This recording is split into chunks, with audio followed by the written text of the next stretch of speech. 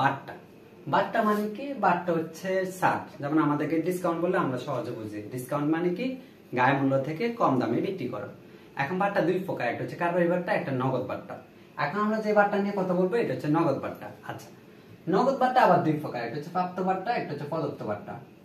যখন আমরা পাওনাদারকে টাকা পরিশোধ করি তখন আমরা কিছু টাকা ছাড় পাই, মানে পাওনাদার আমাদেরকে কিছু টাকা মাফ করে, ওটা হচ্ছে প্রাপ্ত বাট্টা।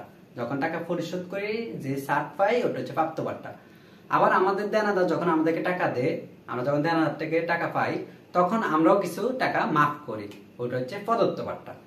যখন তাহলে প্রাপ্ত বাট্টার সাথে কার সম্পর্ক? পাওনাদারের সম্পর্ক, বা পদ হিসাবও বলতে পারো তোমরা। আচ্ছা, আর প্রদত্ত বাট্টার সাথে কার সম্পর্ক? দেনাদার বা প্রাপ্য হিসাব। আচ্ছা, পাওনাদারকে অর্থ পরিশোধ করার জন্য পরিশোধ করার সময় যে বাট্টা পাই এটা হচ্ছে প্রাপ্ত বাট্টা। আর দেনাদার থেকে যখন অর্থ পাই তখন যে বাট্টা পাই এটা হচ্ছে, যে বাট্টা দিই আমরা ওদেরকে, এটা হচ্ছে প্রদত্ত বাট্টা। প্রাপ্ত বাট্টা আমাদের জন্য হচ্ছে আয়, আর প্রদত্ত বাট্টা আমাদের জন্য হচ্ছে ব্যয়। আচ্ছা, আরো একটা জিনিস মনে রাখতে হবে, এর আগে যে আমরা বলছি কারবারি বাট্টা, হ্যাঁ, ওটা ক্রয় বিক্রয়ের সাথে রিলেটেড। যখন ক্রয় বা বিক্রয় করে তখন যে বাট্টা ওটা হচ্ছে কারবারি বাট্টা। কারবারি বাট্টা কিন্তু লেনদেন না, কিন্তু এই বাট্টা প্রাপ্ত বাট্টা এবং প্রদত্ত বাট্টা আমাদের অবশ্যই লেনদেন।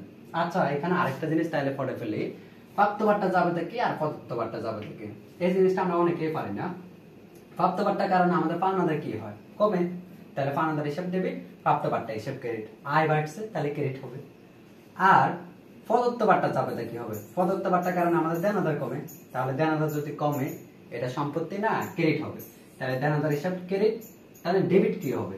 প্রদত্ত বাট্টা আমার জন্য এক প্রকার ব্যয়, তাহলে প্রদত্ত বাট্টা হিসাব ডেবিট, দেনাদার হিসাব ক্রেডিট। তো আশা করি বাট্টা নিয়ে আর সমস্যা হবে না।